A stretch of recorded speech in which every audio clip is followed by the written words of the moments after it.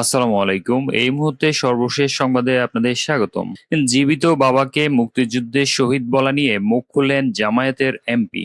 জাতীয় সংসদ অধিবেশনে নিজের জীবিত বাবাকে মুক্তিযুদ্ধে শহীদ বলা নিয়ে দুঃখ প্রকাশ করেছে নীলফামারী ৪ আসনের জামায়াত ইসলামী সমর্থিত সংসদ সদস্য আব্দুল মুন্তাকিম।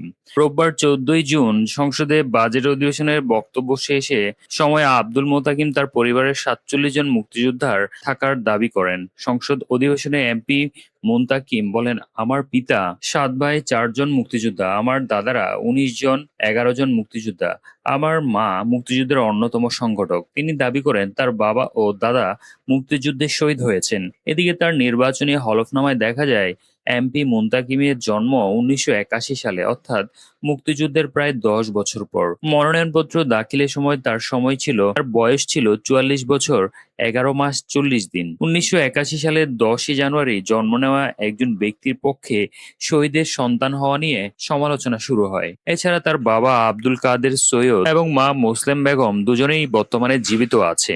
তারা সৈয়দপুর উপজেলার কামারপুকুর ইউনিয়নে ধলাগাছ গ্রামের ছেলের সঙ্গেই বসবাস করেন। এ ব্যাপারে মোবাইলে জানতে চাইলে নীলফামারী ৪ আসনের সংসদ সদস্য মুন্তাকিম বলেন, সংসদ অধিবেশন চলাকালীন সময় আমি অসুস্থ ছিলাম, মাথায় প্রচন্ড ব্যথা। সংসদে কি বলেছি তা বুঝতে পারছি না। আসলে আমার বাবা বেঁচে আছেন, মুক্তিযুদ্ধে শহীদ হয়েছেন আমার দাদা ও চাচা। সংসদে ভুল কিছু বলে থাকলে দেশের মানুষের কাছে ক্ষমা প্রার্থনা করছি।